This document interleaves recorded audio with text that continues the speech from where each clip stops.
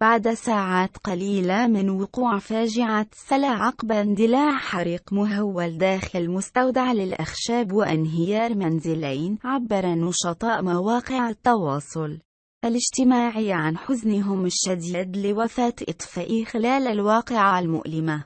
وتم نشر صورة على مواقع التواصل الاجتماعي قيل بأنها تعود لهذا الشهيد وهو أب لطفلين يقطن بمنطقة عين عودة، وقد لفظ إنفاسه الأخيرة وهو يقوم بواجبه لإخماد ألسنة النيران نتيجة وقوع انهيار داخل المستودع.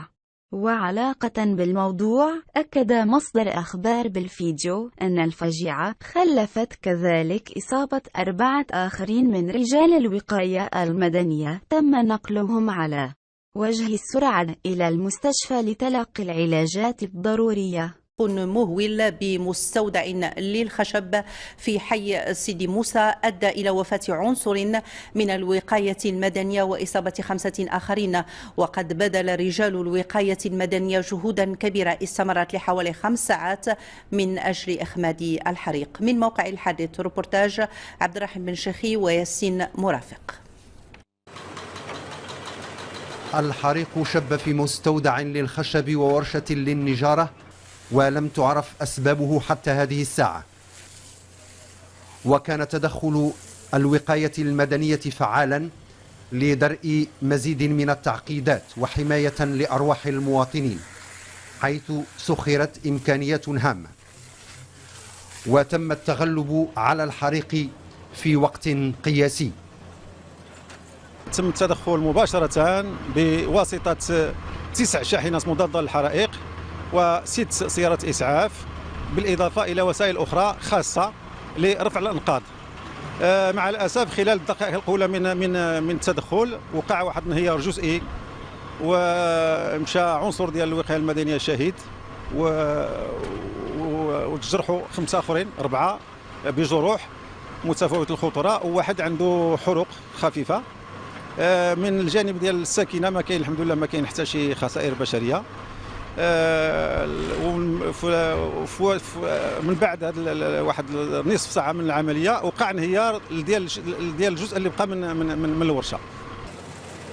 ورغم تضرر عدد من البنايات المجاورة لهذه الورشة ومستودع الخشب، إلا أن يقظة السكان وتدخل المصالح المختصة في الوقت المناسب حال دون وقوع أي ضحية من الساكنة المجاورة. عيت بات نغوت على الجيران ونغوت على الناس اللي كاينين. كلشي ناضي خرج، نوضنا لقينا كنشوفوا تعينا، هزينا وليداتنا، خرجنا طوال، ما عندنا حتى شي حاجه والو. هزينا حويجاتنا اللي لابسين وريقاتنا اللي قدرنا عليهم، كاين شي ورق مشاو. احنا كنسكنوا الفوق وفقنا مع جويل 5 الصباح، كانت شعله شويه لداخل العافيه، وعيطنا لرجال الاطفاء وجاو داروا مساكن المجهود ديالهم ورشوا بالماء وداك الشيء، انما العافيه غلبت عليهم. العافيه شعلت في هذاك الديبو بلاصه العود، ما كاين لا بلاصه ما فيها لا ضوء ولا زعما ما عرفناش العافيه. التسرب ديال النار منين كاين ما عرفناش منين كاين، وهذا الشيء هذا الشيء مكتاب الله. حنا راه مازحنا بحال اللي كنحلموا.